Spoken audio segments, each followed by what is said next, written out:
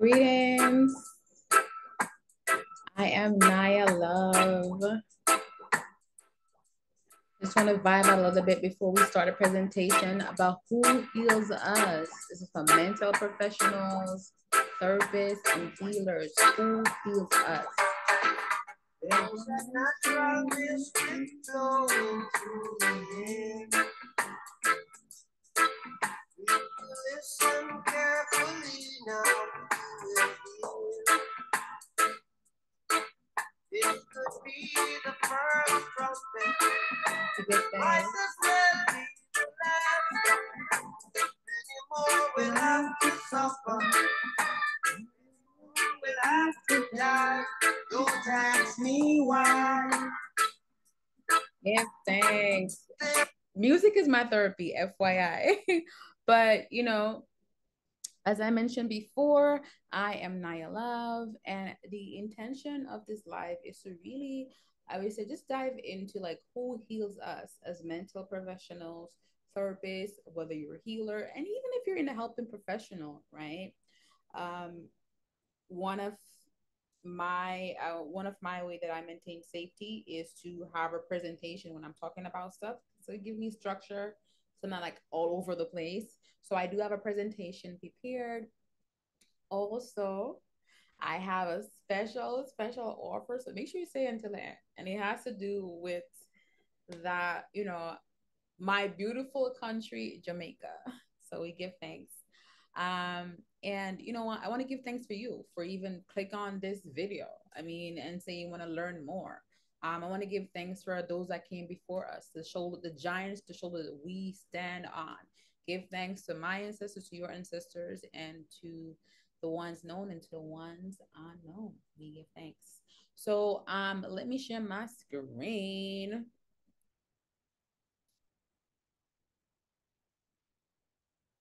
Okay.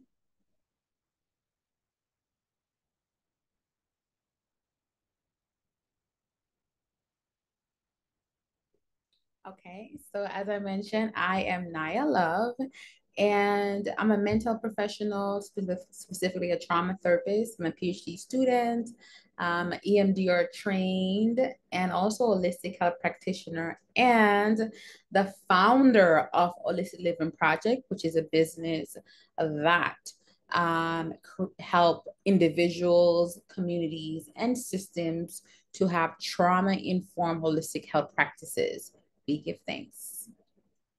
So, today's intention is really to explore the challenges that we face as mental health professionals and healers, battling burnout, and and the not only with our own personal traumas, but also while helping others, right? And we will have some holistic solutions. So when you hear the word burnout, what comes to mind? Right? Just think about that for a minute, right? Um, Exhaustion come to mind, right? There's so many words that come to mind when you hear the word burnout. Um, Here you can see breakdown, frustration, fatigue. I mean, therapy, symptoms, emotional panic. Another one, right? Psychological exhaustion. Well, psychological, business psychological, business psych, business psychological, okay, psychology, anger, heart, crisis, right? So I want you to think about that. When you hear the word burnout, what comes up for you? So while the mental health professional, being a therapist or a healer, are very noble calling, right? It does have its unique challenge and burdens. We do get to support other, which is the beauty of this place, of this profession, right? I'm pretty sure none of us go into this work because we want to be famous, or it's a deep calling, right? And it's a deep sense of wanting to support others and our communities, and make and be of service, right? So it's a deep calling. it's a very deep calling. So we want to talk about, while it's a deep calling, it does come with challenges, right? And understanding burnout, I'm pretty sure there's many definitions for burnout. Simple burnout is just a state of emotional, physical, and mental, um, I would say, exhaustion caused by prolonged stress, right? Those chronic stressful work environment. I mean, think about some of the work environment you have worked in, right?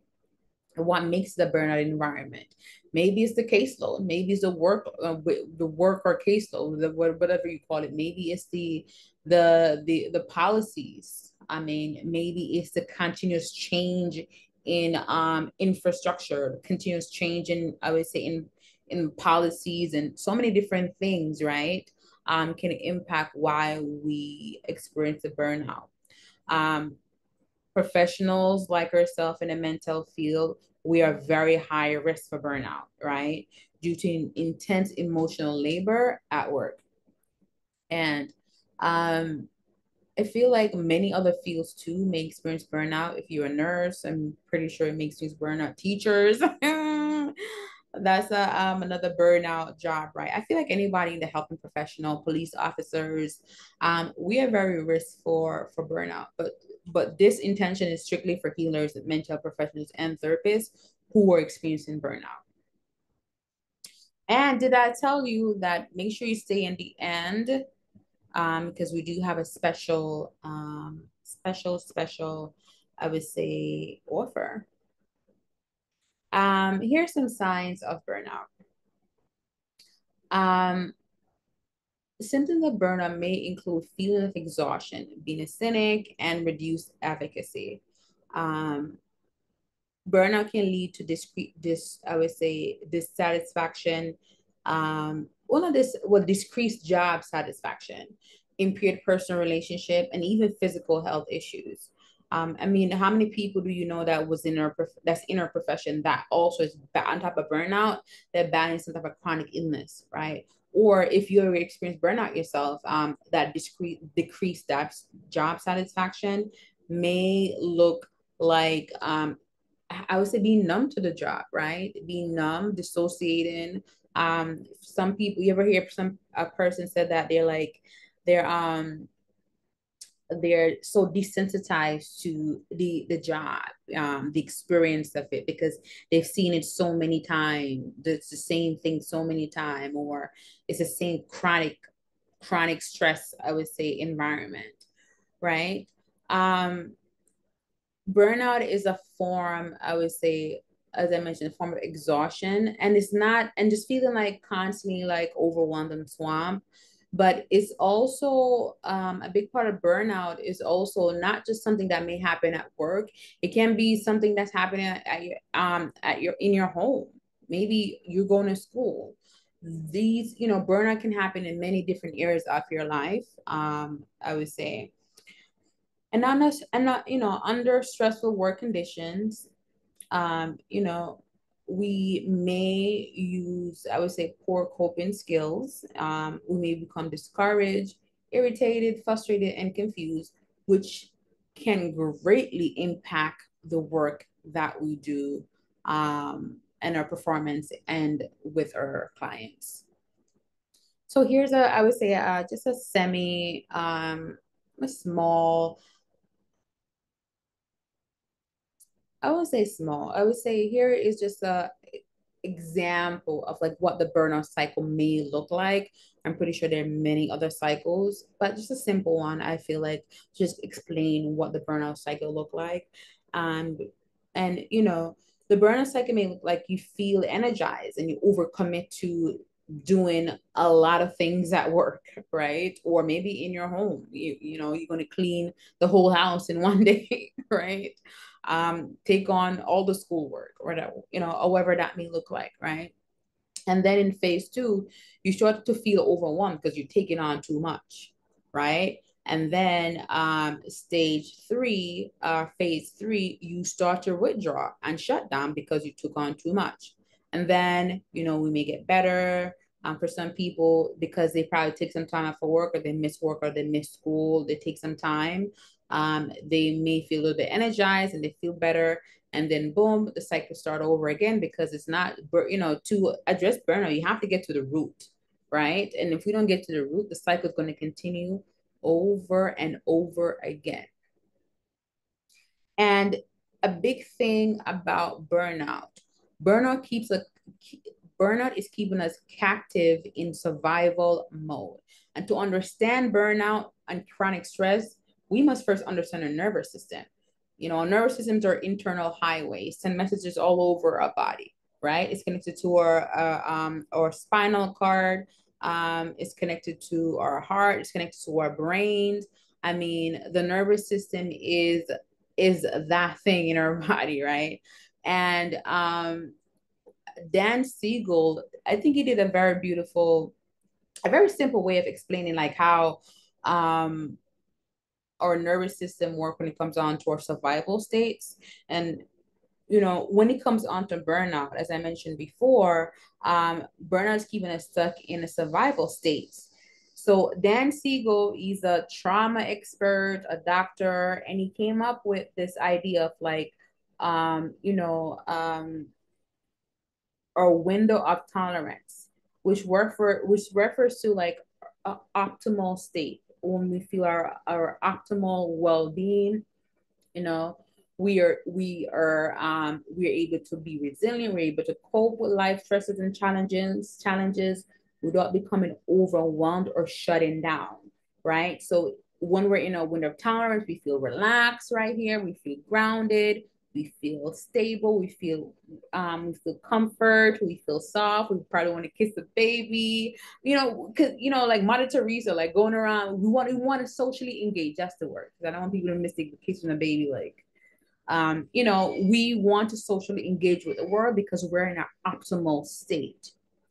However, when life happens, especially if we're in burnout, we are going to be in a survival state, specifically fight or flight. These are burnout survival state. When you're in a burnout survival state, which look like fight, for example, you may see a lot of anger, a lot of charged energy, a lot of like, I can take on the world. You probably see a lot of competitiveness in that survival state, right? A lot of fast heart rate. However, for some people, they may be in a flight survival state. And when you're in a flight survival state, you see a lot of anxiety, a lot of hypervigilance, a lot of, I would say, workaholism, a lot of probably having sleep issues, a lot of I can't be still, a lot of feeling like I'm trapped. And that's where you will see like the overwhelmed, right? So see, we talked about burnout earlier, the cycle of burnout. I feel like this wheel mirrors what we just talked about, but more around the survival nervous system states. And then the shutdown. The shutdown occurs in the hypoarousal state, the freeze or the fawn. And when we're in the freeze or the fawn, this is the shutdown. I mean, this is where our body may like, we have enough. I mean, for some people, it may look like a crisis. You may see depression. You may see a lot of fatigue. You may see, I would say, a lot of dissociation, like disconnecting from our body, from the present moment, those mindless scrolling on social media, a lot of numbing behaviors. We may still have numbing behaviors in flight, but we also may see some numbing behaviors in freeze, being an autopilot, right? And in fawn, you may see for fawn a lot of people pleasing, right? And the thing about the burnout, shutdown, survival state too, as a recover people pleaser, a lot of us who are in the helping professional, we are professional people pleasers, right? So fawn is a survival state where I feel like is connected to the burnout cycle a lot, right? Because it's either we have a charge energy, it's like connected to fight and fawn. Like the burnouts, I feel like it's connected like a lot of fight energy and a lot of fawn. When we can live up to the perfectionist of I would say of being, I would say, charge and living up to the to supporting people or the environment that we're in, or nervous system just shut down. And it may look like the people pleasing. All right. So personal traumas and their impact is a big part of what keeps the burnout cycle going.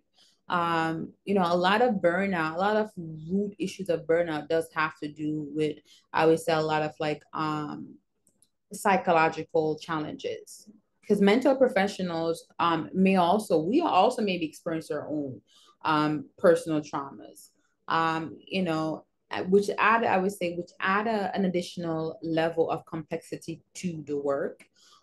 We also may be experiencing trauma from relationships, from being exposed to traumatic events in our practices or at work, or we also, our own trauma can also trigger the work that we're doing, right?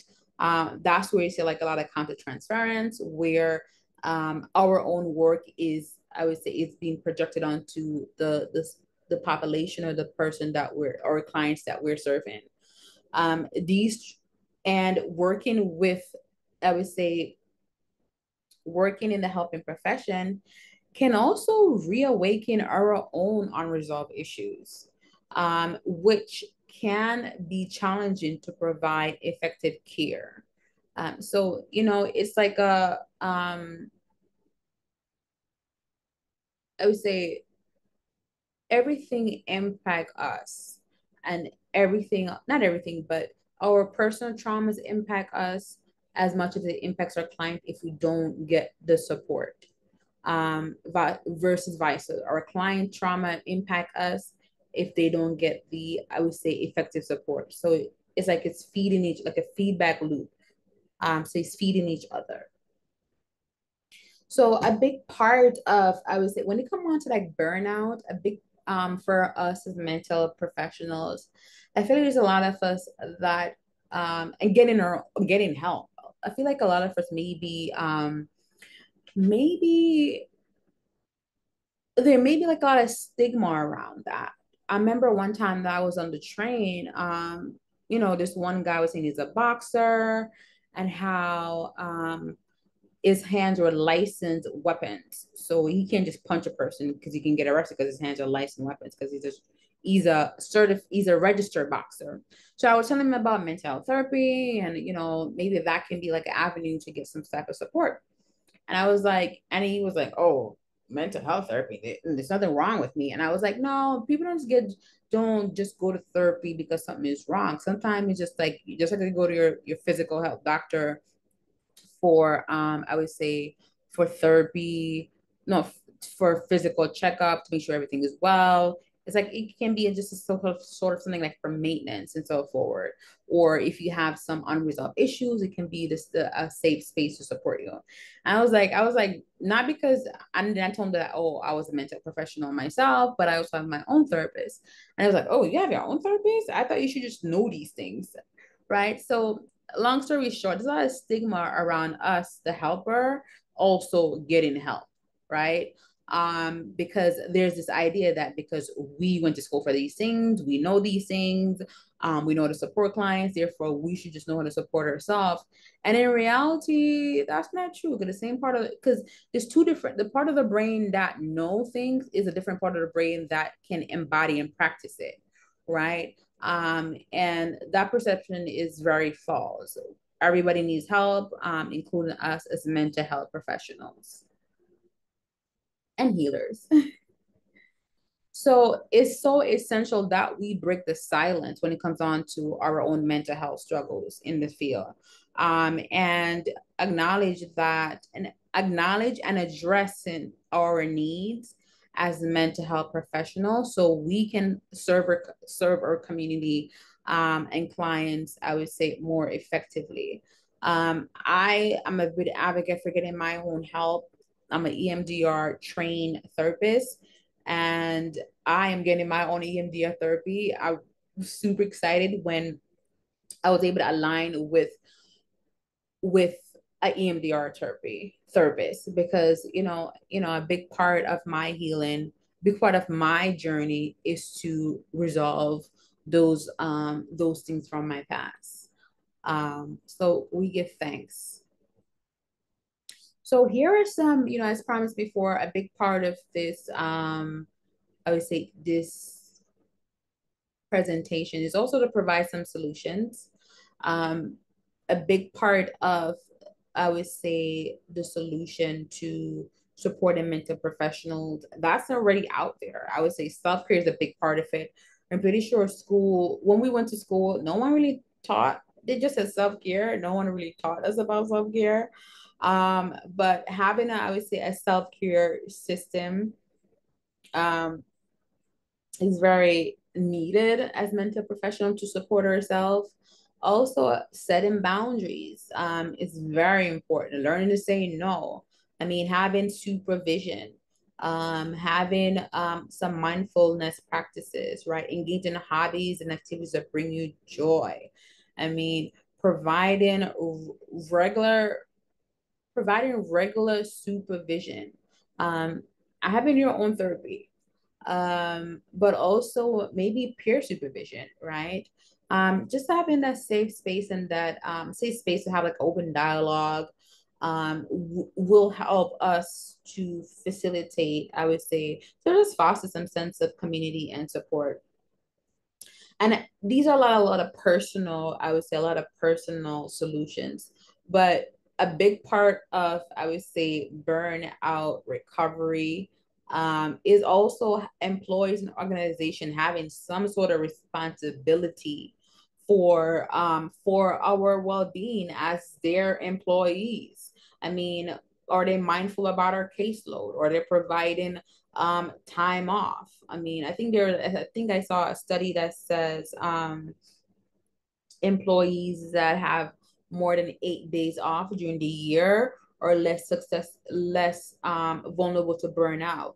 So are they encouraged days off? Are they meant not only days off, but are they even encouraging mental health days, right? And are they paid mental health days, right? Because another thing, the reason why some of us may be working hard is because we're working in this field that for some of us we're not getting paid what we are worth, so we're working some long hours, we're working I would say feel like we can't take days off because we probably won't get paid for it. So a lot of this resolution has to be on the employer, the employees have to start taking responsibility. Regular supervision, also having like mental health resources, and also having a safe community to foster these dialogues around mental health, burnout, and the stress of the job. So, what are some therapeutic intervention or continuing education? I don't know about you, but I'm pretty sure a lot of us in the mental health field, we have to do CEUs. So, continuing education. So, some of the big thing, I would say some of the big therapy that I recommend when it comes on to burnout, because burnout is tied to survival states. I will say, EMDR is a very good practice. Somatic um, experience is also a good to support personal traumas and triggers. And also, tailor any specialty or intervention that you're using. Take what works for you and tailor it to your unique needs, which is so important. I mean, also engaging in professional continuing education to enhance your skill and I would say our development, especially when it comes on to, I would say, supporting ourselves when it comes on to our own traumas, but also how can we better cope with self-care. So I'm pretty sure there's a lot of CEU out there. I mean, for my degree to continue, I think I'm for 3 years, I'm supposed to do like 24 CEUs. Are we doing CEUs on different intervention? Are we doing CEUs for our own personal well-being? I mean, there's so many things out there for us. as mental professionals. I firmly believe that burnout is a personal but also organizational responsibility. The two have to go hand in hand for us to tackle the root, but also for us to have better work and also well-being overall as a community. As I mentioned before, there's a special offer. Um, I'm gonna tell you my story, my own story about burnout. My life looked nothing like it does today. I live a life on my own terms, traveling the world, managing two holistic businesses, and while pursuing my PhD, and also working as a trauma therapist. So you can see in some of the pictures, that's me in Ghana, me in Tanzania. I mean, it was so amazing to be in Tanzania. I was sitting, one of the pictures right there, I was sitting in between two of I would say gentlemen from one of the very indigenous tribe in Tanzania, which is a magical moment. That was their house, actually, one of their houses. I was literally sitting, like, you see this stuff on National Geography, and to be in it, that's like a whole other vibe. And then the Maasai tribe, that's known very big in Tanzania and Kenya. And my loved country, Jamaica, at the bottom with my Afro puff. And then me again in Tanzania with my friend Toto. That was the biggest. At first, I thought it was a turtle, but I forgot. I can't. Tyrannosaurus. I can't say that word. And this was me also in Tanzania with the Azabe, I think Azabe tribe. This I would say elder. While we didn't speak the same language, I feel like our souls spoke the same language. I didn't know what to say, but I know how to. My soul know how to greet. So we greet each other with a prayer, with prayer hands, and I mean that was magical. So Tanzania, Ghana, and Jamaica has been some of my, I would say, my love. So, but my life was not always this way. 6 months into my new career as a social worker, I mean, I gained 50 plus pounds. I had high cholesterol, pre-diabetes. I mean, I was constantly burned out by the high stressful work environment. However, in 2016, I experienced the most significant transformation of my life. I released 40 pounds in 2 months, and I tackled the root of my health issues, which started a journey of personal growth. After adopting like a holistic lifestyle, I no longer had prediabetes. I was no longer in a health crisis, and burnout became an opportunity to heal in mind, body, and soul. Now, after 8 years of holistic health, I've grown in holistic health. Um, I am chronic illness free. I am chronic illness free. And I have come to know that growth and holistic health and personal fulfillment comes from within. And I want the same for you. And that's why I firmly believe that we cannot heal in the same environment that's making us sick.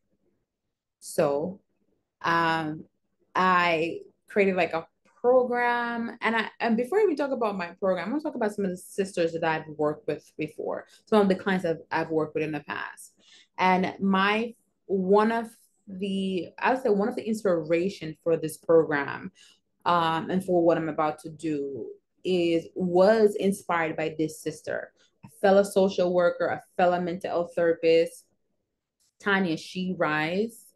Um, she transitioned in 2022.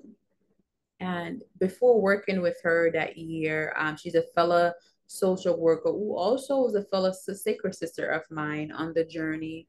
And like everyone else, she had her own battles with trauma and her own battles with weight. I would say with the holistic weight loss. So have I.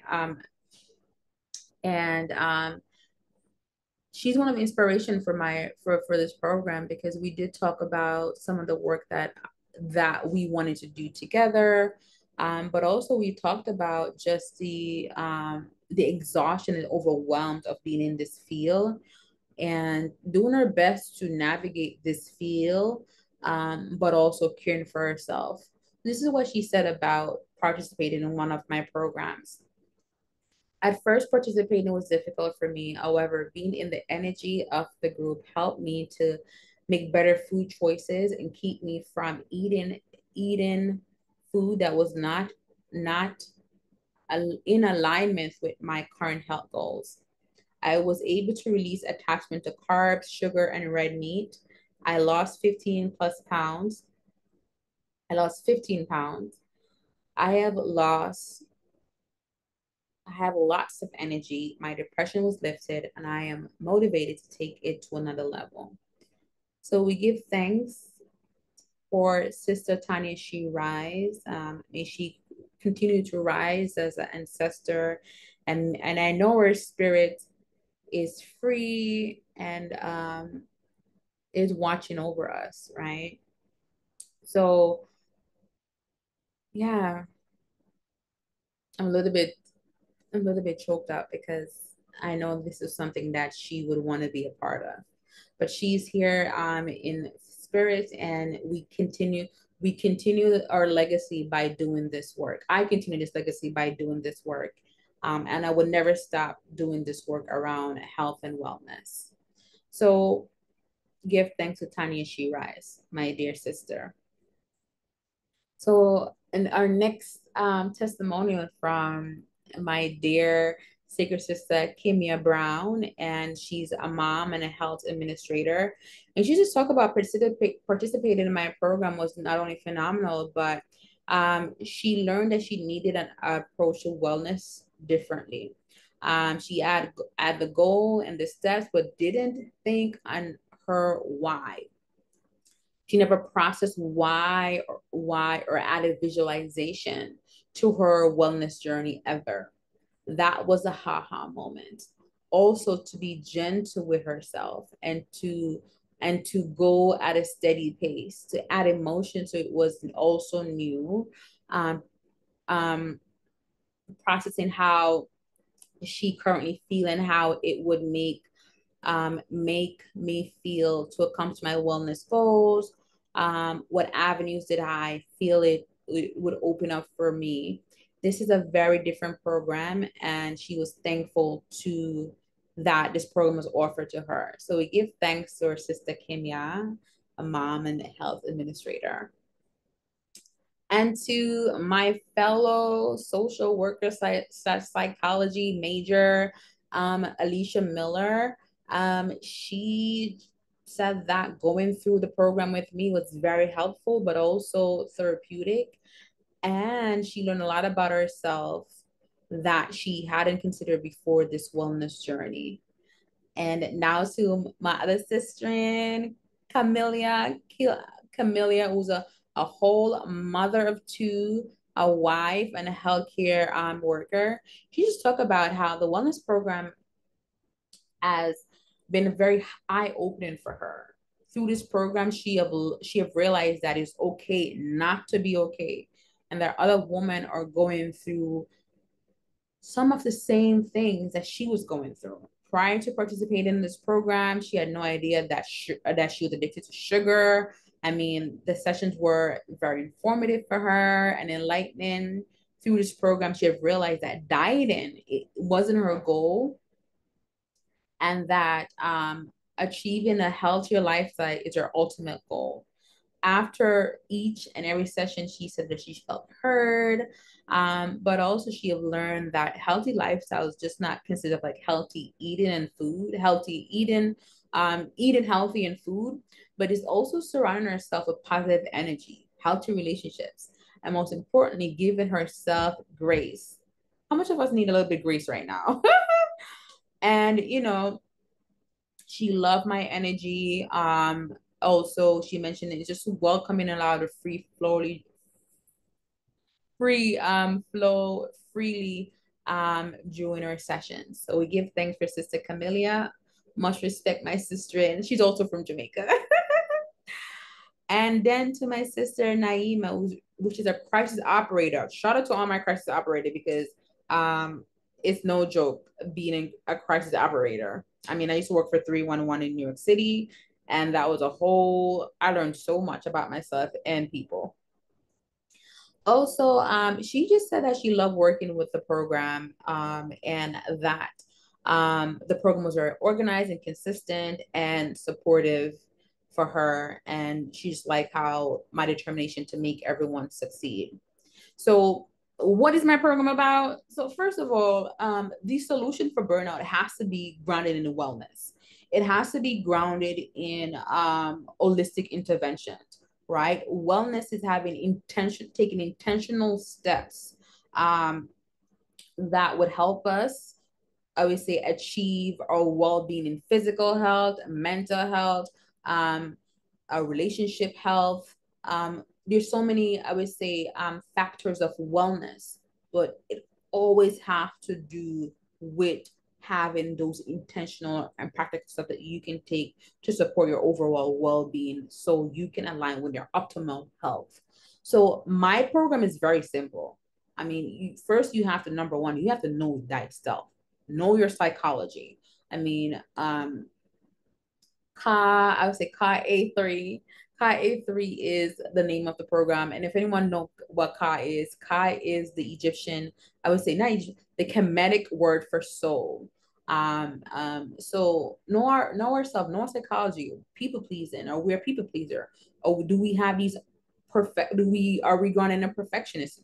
Do we have those unresolved trauma wounds? I know, are we afraid of abandonment? Do we have emotional neglect? I mean, what's there? We have to know our psychology, because a big part of knowing our psychology is how we can start creating an assessment and some interventions to support us. So everything that I do, because I think the study shows that 90% of people who is in behavioral health have some type of trauma. I think that's what the study said.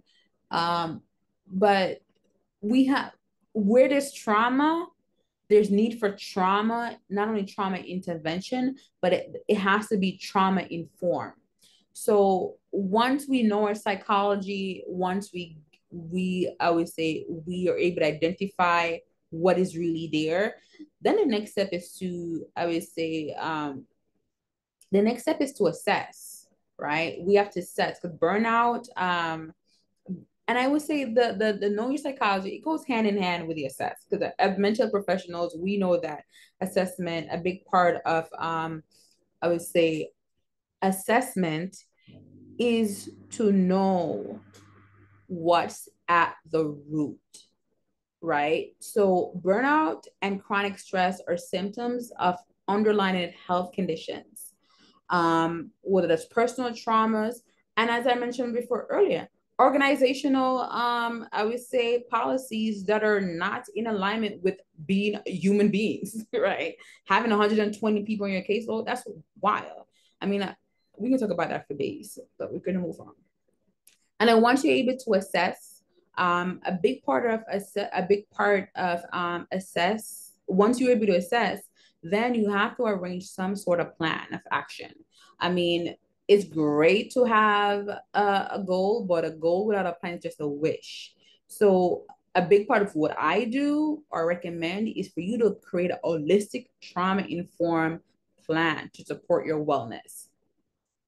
Then once you have the plan, then the next step is too simple. Just take intentional action, right? Knowledge is not power. In my book, knowledge is potential power. It's really the application that leads to power. So the new formula for burnout, I would say burnout recovery to be specific, is one is to know our psychology, assess, arrange a plan of action, and actually and take, I would say, take intentional action. And that's what would equal to, I would say, a wellness system towards the own self-care. School is not teaching us this. School tell us we need to just have self-care. What does that even mean? So having some sense of ritual, some sense of practice, step by step, will help, I would say, will support us with our self-care so we can prevent burnout. Um, in my on a personal level at least. And I feel like once we're able to support ourselves on a personal level, also I feel like that can trickle down into the environment. Because I think there's this quote that said, "Don't ask what the you know what can we do for the world." um and I think each of us just playing our part, but also each and one of us doing, we have to be the world we want, we have to be the change we want to see. And if we want organization to be burnout free, I feel like a big part of it also start with us, right? Because if you say burnout is a no-no and I'm not going to be in environments that burnout, and you start to live in your life in alignment with non-burnout things, I don't know about you, but society, you will align with an organization like that. And you will align with people. What we're seeking is seeking us, and we start with us, I firmly believe. So that's what I recommend for burnout. The new era for burnout is wellness. It has to be anchored in wellness. So with that said, as I mentioned before, we can't heal in the same environment that's making us sick. It's so crucial that we align with places and things that is burnout, is anti-burnout. So as I mentioned before, this here's the drum roll.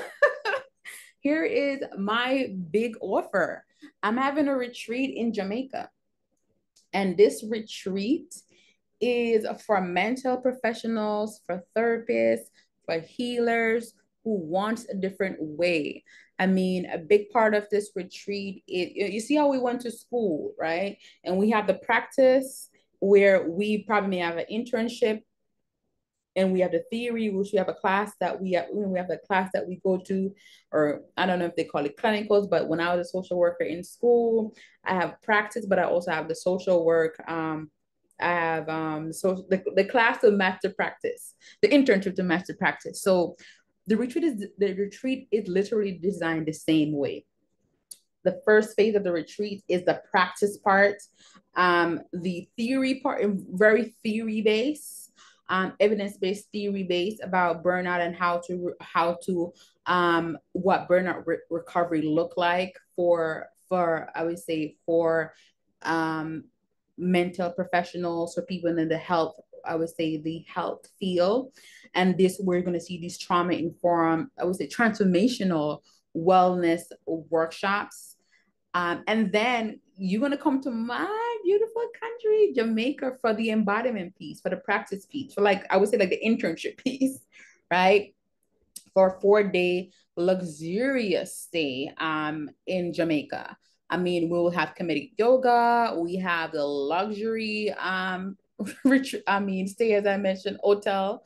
The hotel is not on here because only in once you pay the deposit, then you will have access to the name of the hotel, and that's for safety reasons, right? Because we want this retreat to be for people who are serious about this experience, and we don't want anybody to come on the retreat that's not invested.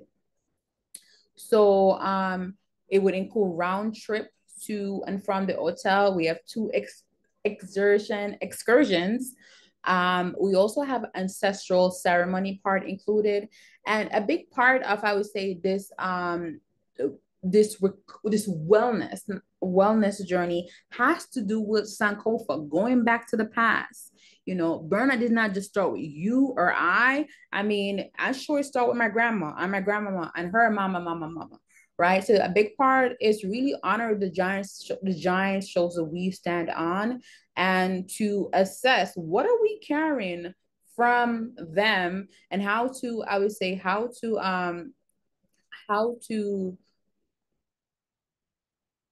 resolve those intergenerational traumas that we may be carrying from our ancestors, right? Our mamas.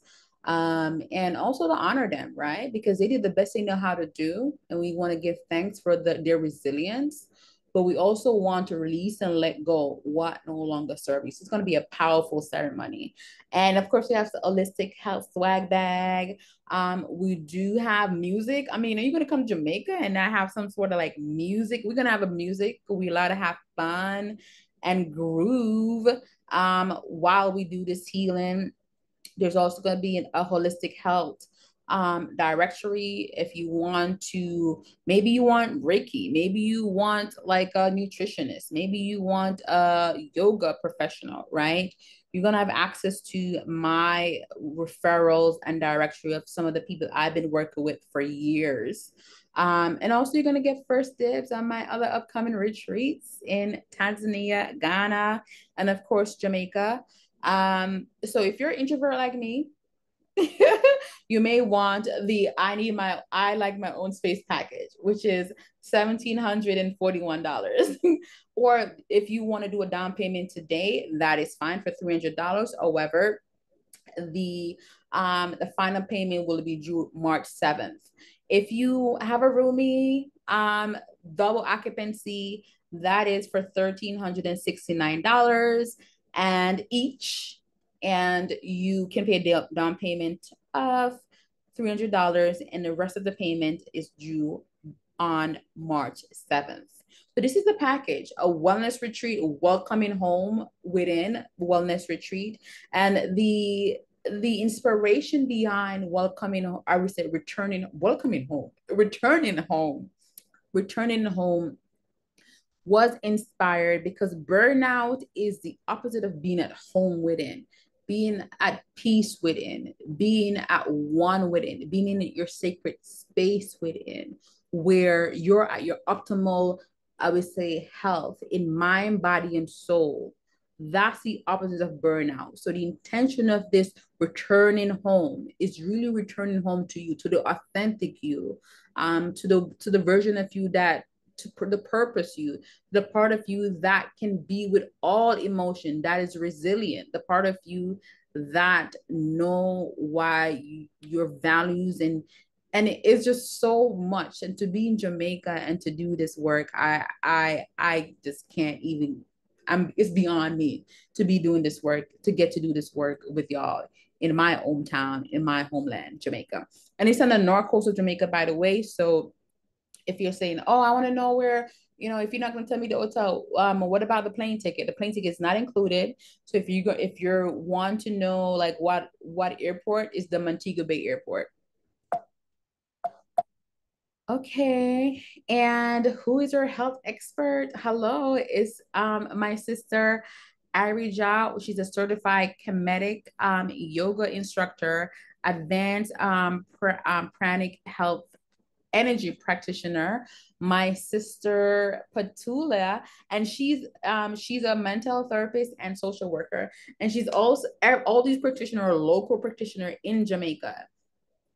And of course, I, Naya Love, the founder of Holistic Living Project. Y'all know me by now. And so we are your guides for this experience. So how dare I talk all this time and don't have something to give? So I'm big on giving back. I'm big on sharing. So we're going to do like a raffle. With this raffle, you will get my holistic trauma-informed burnout checklist. And for those, and this is for 2 lucky people, right? You will also get a free one-on-one 30 minutes homecoming session. In this session, I will assess and identify where you are getting stuck in the burnout cycle. Remember how we did the burnout cycle earlier? And provide you with some of my biggest tips so you can start intentional action immediately towards your wellness goals. Yay! So here's a trivia. So in psychology, what terms describe the phenomenon where a therapist projects their own unresolved emotions or experiences onto their clients, potentially impacting the therapeutic relationship? Is it A, compassion fatigue, B, vicarious trauma, C, secondhand trauma, D, countertransference? So whoever email me first, I'm only taking 2 people, you get my free gift that's value over $500. Um, there it is, the trauma informed burnout checklist, or well, not or, and a free one-on-one 30-minute session. We give thanks. So I'm very committed to this experience. I mean, what make my program different from many other programs is by mental professionals for mental health professionals. Um, in a world where burnout challenges are doorway, I feel like burnout challenge is a doorway to personal growth, self-actualization, and giving us the opportunity to not just improve our health, but also for greater life fulfillment and happiness. Also, our approach is trauma informed, which means it's treating the whole person and taking into account that people come with their past and survival skills develop as a result of trauma when attempting to understand behaviors and supporting men and women. So we practice empathy, tolerance, compassion, and non-judgmental attitudes, and pride ourselves in preventing re-traumatizations of those who have survived trauma, a safe space for professional men and women. And because I've been to so many retreats, but I've never been to a trauma informed retreat. And a big part of a trauma informed retreat is that it gives you choices. It empowers you with choices. You know, maybe breathe in a certain way is not for you because you're a trauma survivor. Maybe certain movement can be triggering and it's not for you. And a big part of retreat has to be trauma informed. Also, our approach is holistic. You know, we only ask you for one thing at our retreats or wellness journeys, to find your fulfillment. And to be fulfilled, we must nourish the mind, body, and soul. So we give thanks. And last but not least, what a, you know, not only we believe in community love giving, we believe in ojomia, ojoma. It's a Kwanzaa principle of, you know, community responsibility. So as a holistic health living at holistic health living project and the founder, I believe in giving back and making impact, especially when it comes on to social emotional learning. um, I'm big on giving back to causes that align with my spirit and my heart. So as a result, we're going to be a portion of your retreat funds will be going to the Rose Town Foundation in Trenchtown. Literally, that's where Bob Marley grew up. That's the birthplace of reggae. And we'll be giving back to this organization. Rose Town is known for empowering and lifting the community. I mean, there have various initiatives from healthcare services, economic growth, but also provided educational support. By choosing our retreat and our program, you're not only invested in your well-being, but you're also contributing to the betterment of the Rose Town Foundation. So we give thanks. We give thanks for you. We give thanks for this opportunity, and I'm just beyond thankful. So you see, we come back full circle. We start with Bob Marley and we end with Bob Marley. Well, at least where he came from, at least where he grew up. And I'm big in quotes. I feel like sacred words are healing. So I want you to think about this. You know, healing is a process of coming home to ourselves. It is releasing resistance to the truth of who we are, rather than changing who we are. Releasing resistance is not a passive process. It requires engagement and the creation of a practice. Releasing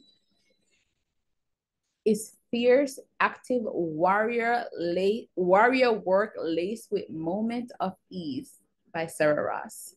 So the caterpillar would always become a butterfly. Ashayo. So here's the next step. You can email me. You can, if you can pay the deposit now, pay the deposit, a down payment for $300, or you can pay the full investment. First come, first served. We have limited spaces. So definitely pay a deposit to at least your down payment to at least secure your spot. Here's the website you can go to book or learn more about my retreat. But again, we have limited space and it's a first come first space, first come first serve, and we have limited spots. It has to be a small intentional retreat because we're gonna do some big work. So next step, here's the next step. And I look forward to being of service. I look forward to supporting. I look forward to connecting with my sisters in person in the beautiful nature of Jamaica, where we will be anchored in self-care, rejuvenation, and most importantly, a growing family of wellness. So I give thanks for you and I give thanks to being of service. Take care, my sisters and brothers. Much love and appreciation. And if you have any questions, you can also email me at that email address. We give thanks. See you in Jamaica.